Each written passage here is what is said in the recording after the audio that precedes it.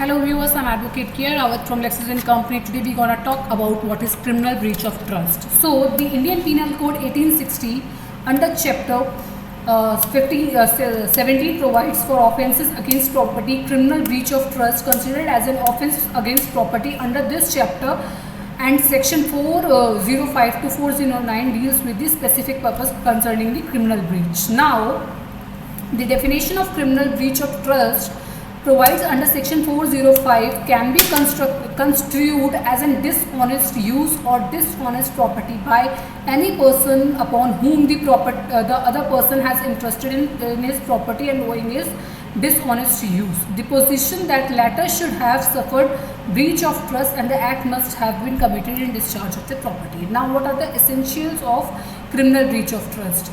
The entrustment of property, dishonest intention of the accused, misappropriation of property so entrusted or converted in the property to own use of the accused to the determined person who has been interested in the accused. Now, I would like to tell you about section 407 to 409 of IPC. So here 407, the offences of criminal breach under 407 be committed by either of the following individuals: courier, rent figure or warehouse keeper. Now 408, under 408 breach of trust shall be committed by the following individuals. Number 1, clerk or servant.